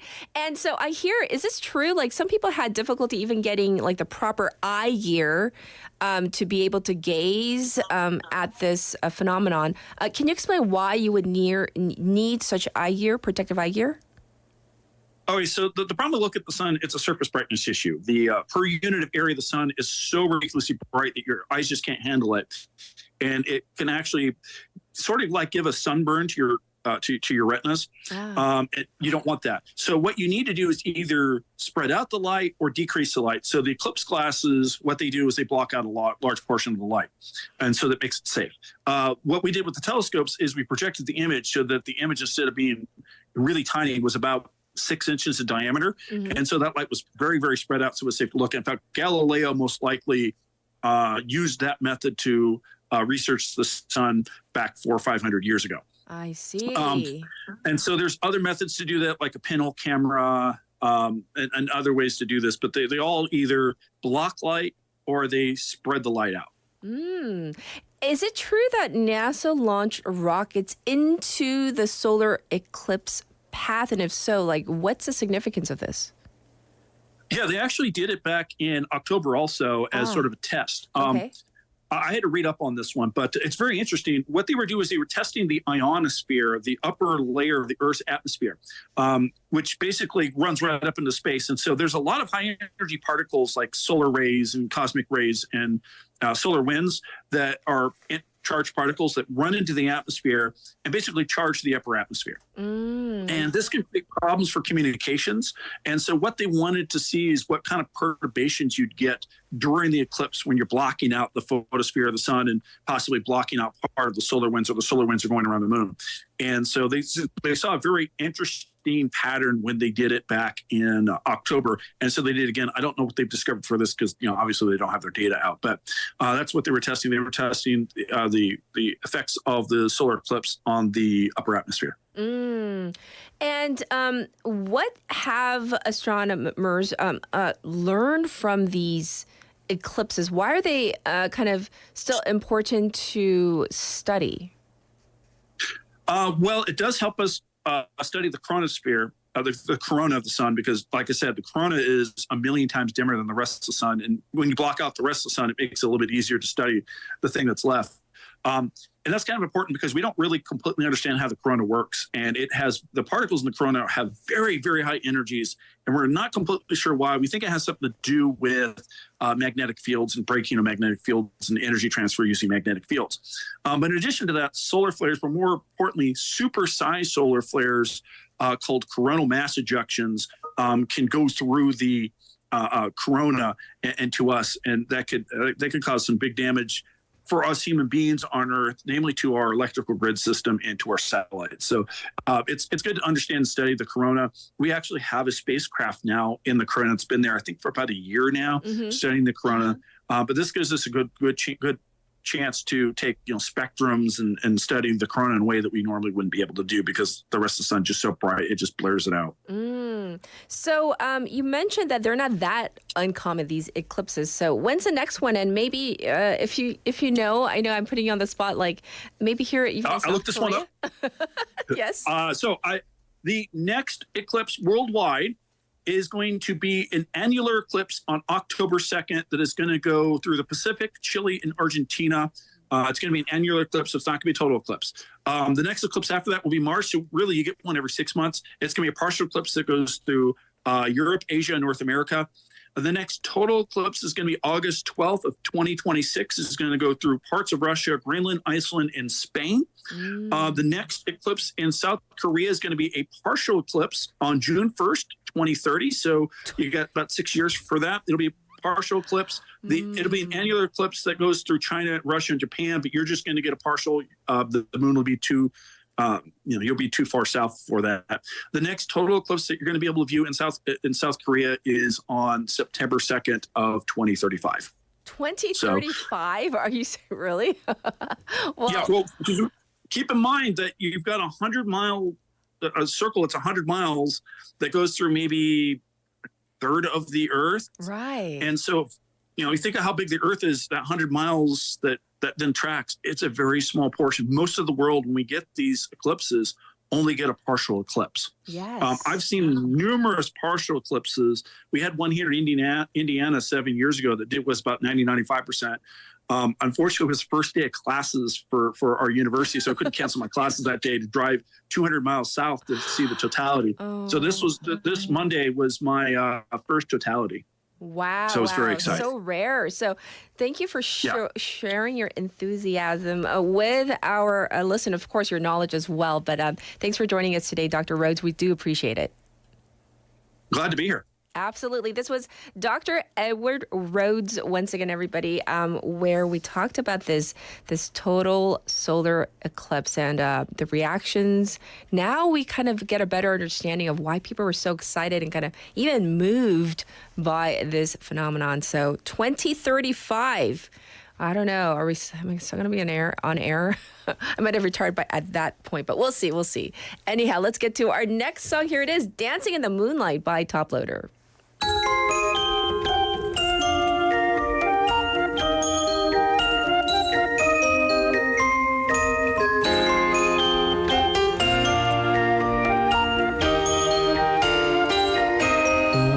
get it almost every night when that moon is big and bright. It's a supernatural delight. Everybody's dancing in the moonlight.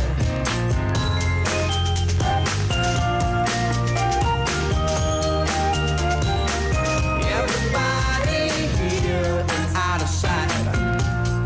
They don't bark and they don't bite. They keep their loose to keep it tight.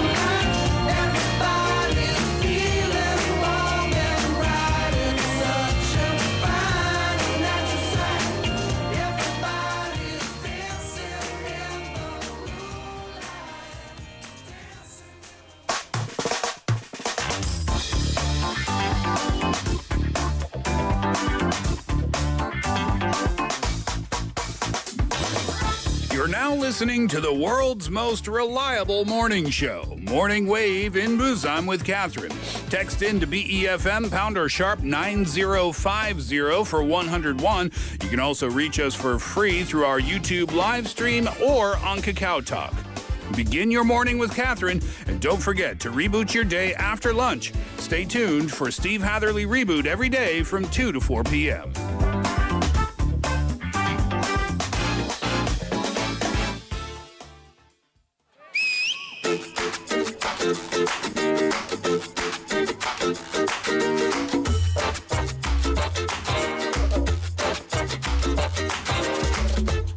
It is time for What in the World? What in the world, Laura? What in the world? Oh, yes. Good morning. Yes. You look so spring fresh. Springish. The reason Springy. why I'm wearing color is like for, the election coverage as a host, I'm wearing like neutrals and I try not to wear colors because I have lots of blue. I have some red and everything in between. But then we don't want to give any type of, there's no bias. There's no right? bias, but people might think that there is bias. That's the same thing Haley said. She's like, I can't wait to wear colors now. I'm wearing color. She's waiting till Monday. But anyhow, your go-to song, 노래방. 노래방. I've got so many. Muse, Feeling Good. Oh. I like that one. Any Korean songs? 좋니. By 이제 괜찮니. by 찐이야. 완전 no. I don't Sorry. sing that. No, That was no. our producer. You saw her in the background. Yeah, there. she was like egging you on. 좋니 by what's his name? By 윤종신. Yes. I call him the 팥빙수 guy. 팥빙수 I can't remember his name sometimes. Yes. Anyhow, those are good choices. What about you? I'm not. I don't really love singing. I have a pretty good speaking voice. Singing, I know music. I've played music.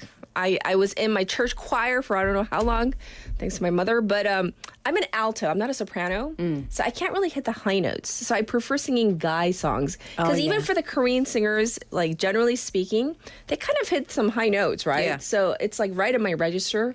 What's that song? She's Gone. Lady. Yeah, that's a good one. Oh, that's a good one. She's gone. Oh, that's our family. Oh, sorry. That's our family end of the 노래방 day song. 진짜? Yeah. 그러면은 불러줘. Okay. All right. What are we talking about? What in the world? Let's get into it. So I've got three stories from all over the world. What in the world? Interesting, but uplifting because it's a Friday morning. Yes. First up, I want to tell you about a dog. A dog. A dog that got fired. You can get fired? Okay. Because? So there's this dog, and he's called Roger. And if you're on the Nochubu, you'll be able to see him in just a second. He was in the police academy. Oh, K9. But he got fired. Why? Because he was too excitable. He was so happy. He was running around. And of course, to be a police dog, you must have absolute control. If you're going to be a sniffer dog, you can't give anything away. Roger was loving life. He was jumping all over people, and he was just Roger. very, very energetic. He was too energetic. So yes, he's a golden retriever. He was rejected from the Kaohsiung City police force in Taiwan because he's very independent. However, don't be sad. I know. We need a pick-me-up, or come on, Laura. Because despite this initial setback, Roger actually has emerged as a shining beacon of hope because, Taiwan had a recent earthquake. Huge earthquake. And so Roger has emerged as a kind of beacon of hope for so many people, and his energetic demeanor became one of his biggest assets because he was deployed. He's very smart and he was trained. Yes. But just not for the police. But he was deployed to the earthquake-ravaged area. And this strength that he has of character was really invaluable because he was out there endlessly searching for survivors who were stuck in the rubble. And he actually discovered a 21-year-old victim who was under the rubble. And so he was a hero. Roger was a hero. That energy turned into something just heroism. Yeah, absolutely. Right. So the police chief had said, his levels of energy and his exuberance is not okay for a police dog. They've got to be different, but it's perfect for a search and rescue dog. Because if he, can sense or smell a survivor, I'm sure he'll be so excited and signal his handler saying, hey, there's a person here. Absolutely. And Perfect. so full of energy that he's running all over the place. And so this is very cool. And he's had a pretty remarkable career, actually. 7 rescue operations. He's been certified by the International Rescue Dog Organization in 2022. Yes. And there's very few Taiwanese dogs that have done that. So Roger's making some history. I love that. But he's approaching retirement now, and this has been a lovely end to his career. He's kind of provided some solace and some comfort to families who are grappling with the tragedy. So if you look up on the screen, is that him almost that's retiring? Roger. That's Roger just chilling out. He's on the job. This is what he did on the job. That's why he got fired. That's why Go on, Roger. He get in cannot line. be a canine, He's a like, police look at this dog. ball. Yeah. Oh. Anyway, I want to. I hope he has a happy retirement, Absolutely. and whoever is his human companion. Lots of belly rubs. Lots of belly. He's a very good boy. Oh, he's a very good boy. Oh, he's the bestest boy ever. Yes. So well done, Roger. That's a little nice story there. Okay. Can we end it on that? No. Sure. Bye. No, we still have 6 hours of songs now. Yes, okay. I've got 2 more. Yes. One is about animals, one is about energy. So I'll give you the kind of more sciencey one first. Let's do the energy and end it on an animal. Okay, perfect. So Europe, actually, and this is a really, really positive story. Europe has surpassed expectations by using 60% of electricity that comes from renewable resources in the first half of this year, or the first quarter of this year. So it's a hugely significant milestone. Europe, not just a country or two, but Europe has achieved 60% of electricity from renewable sources in January and February of this year. So it's a 12% year-over-year increase in renewable energy electricity generation. And the reasons being, there's a huge increase in wind power. Every time I say that, I feel a little joke coming on. Don't. But that's like the opposite of what we're thinking. Methane is not a joke, people. But it's hydro and wind power, and also a resurgence in nuclear energy as well. Okay. We always think that nuclear is kind of negative. Yes. It sounds negative. It sounds negative. We think of nuclear weapons, right? Yes, absolutely. But actually, it's contributing to this renewable energy surge. And actually, these were the primary contributors to the growth. And places like Europe, so like Norway, France, Switzerland, Portugal, they're really looking into hydroelectricity. Okay. Which is obviously powered by water. Sure. And wind power, huge growth. They've got 137.5 terawatt hours of electricity. Basically what that means is they've got almost 15% more renewable energy than last year. Right. But they're pushing through it. And you know that Busan has a relationship, it's a twin city project, I believe, with Liverpool, or like the Liverpool region.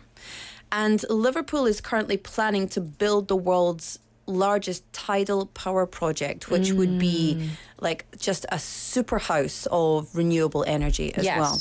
And that's pretty cool because Busan, of course, being connected with Liverpool area, is hopefully going to be able to get in on that, and maybe we could do some twinning projects. I don't know. Who knows? Who We've got knows? the ocean. But yeah, so just wanted to bring some good news because I was watching David Attenborough's documentary, A Life on This Earth. It's very depressing. Yes. We need some uplifting news. Yes, absolutely. So, can we get to our animal Let's story? get to the last one. Okay. You're bored by the wind energy, Kat. No, not bored. But it's like it's a sandwich of like animals. It is a sandwich of animals. Well, listen, you're not allowed to eat either of these animals because they're too cute and we love them so much. However, this is a massive animal. Which one? A whale. Not a whale, but a whale. No, a whale. Whale. There's a W. Don't ignore the W. There's an H as well. I know, but the W comes first. Anyway. Whale. Yes. We are talking about whales who have legal personhood. What? Yeah, exactly. Okay. What in the world? Yes. So Polynesian leaders have granted whales legal personhood in this really historic declaration. Legal personhood. Legal personhood. So what Yeah. are they calling it? So this is really tough, and I'm going to ask for you to read some of these words. Okay. Just because I've practiced and you haven't. So I'm just going to go with it. Okay, for the declaration, what are Yeah. we calling it? Okay, so the Polynesian leaders have signed the historic, it's called Hi Waka Putanga Moana Declaration. Yes. Uh-huh. And it's advocating for the legal personhood of whales, which means they want comprehensive protection measures all across the Pacific. I get it, but I mean, the legal personhood, that's Right. like, you know. Yeah. I mean, we've had like lawsuits before where people were saying like, oh, this gorilla, you know, took a selfie and it should be declared, you know, the copyright issues and personhood and all Yeah. that, right? Yeah. And that didn't fly, but really for whales. Well, because of the indigenous culture and for whales being so important to Right. the Maori people. Yes. And the Polynesian people, like, and just across the Pacific in general, actually, to the world. Yes. They've decided to create this declaration, and it aims to protect the rights of whales. So they're called tohora. What they want is for them to be able to migrate freely, which will conserve the dwindling populations, because they are getting less and less. Whaling still occurs, very sadly. They're going to establish marine protected areas, and they're going to integrate this traditional Maori knowledge into the protection of and conservation of and loving of these gorgeous whales. Okay. Oh, I see a name. You a long see the name. name, right? I'll try it. No, I want to try. I've Can I try? practiced already, but it's Oh, really? it's a tough one. Okay, here. You try it. Okay, I'm going to go with Kingi Tuetia Putatau Te Wera the 7th. That's way better than mine. Well done. I practiced it like 8 times, and Oh, I'm really? like, Kingi Tueisha Putetao te Wera. It's hard. It's hard, and we're not sure. I clearly have some sort of reading issue. You read that very well. Anyway, prominent figure in Polynesia, and they Yes. participated in the signing ceremony. They referred to it as part of a Hinemoana halo or halo, symbolizing protection over whales by the ancestors. Ah, now I'm getting it. Yeah. That's how important they are. Yeah, absolutely. Oh. Because it's so important, but it's really cool. We talked maybe a couple of weeks ago about how they have these jungle scientists now. So they're teaching Yes. the indigenous populations how right. to use certain scientific measurements and instruments to be able to track and check the changing climate. Sure. And so this is another emphasis on indigenous-led initiatives for ocean protection this time, and also the importance of this Polynesian leadership system in safeguarding these marine ecosystems. Well, so is it set in stone? This declaration is a go? It's a go. They've signed Oh. it. It's been signed. Personhood It's done for and whales. done in the Pacific. Yeah, Right. love it.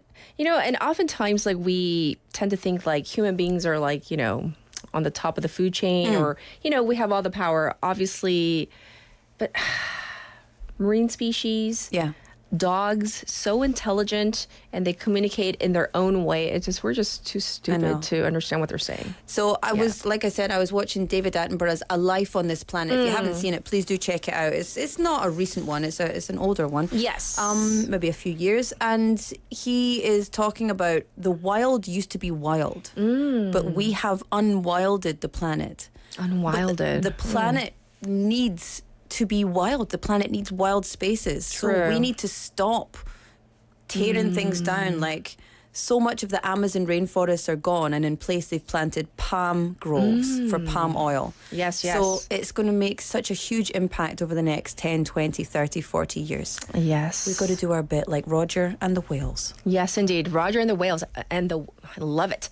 We're going to end it on that happy note. Thank you so much, Laura, for What in the World. Bye-bye. All right, it's time to wrap things up. Oh, for this entire week. It's been a long one.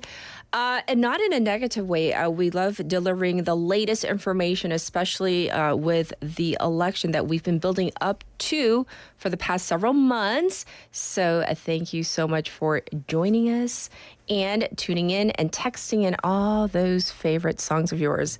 Yeah, I know where you guys are going to go tonight. Yes, I see you, PD님, too. Yes, oh, she's giving me the okay signal. So how about this song, Champion by Psy, to take us out? And I know this is one of your favorites as well. Have a good Friday and weekend. Bye, everybody.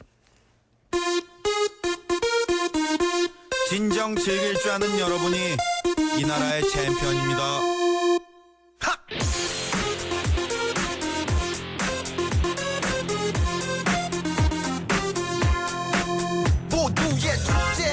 평가를 의지 않는 것이 숙제 소리 못 지르는 사람 오늘 술래 나같이 빙글빙글 강강 수월래 함성이 터져 메아리 퍼져 파도 타고 모두에게 퍼져 커져 아름다운 젊음이 갈라져 입부터 닭덩어리 둥글게 돌고 도는 물레 봐봐 인생 사나인데 가슴 쫙 펴고 화끈하게 손뼉을 치면서 노래를 하면서 이것 보소 남녀노소 좌우로 흔들어 소리 지르는 네가 음악에 미치는 네가 인생 즐기는 네가 소리 지르는 네가 음악에 미치는 네가 인생 즐기는 네가 챔피언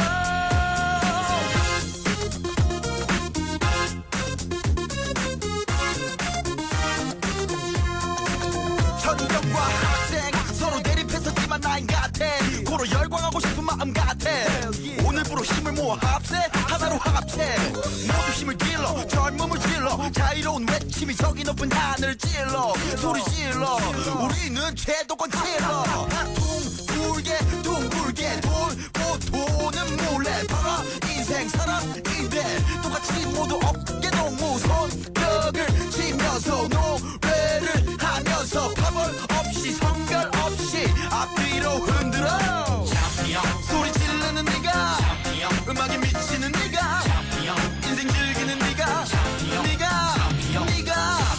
소리 지르는 네가 음악에 미치는 네가 인생 즐기는 네가 챔피언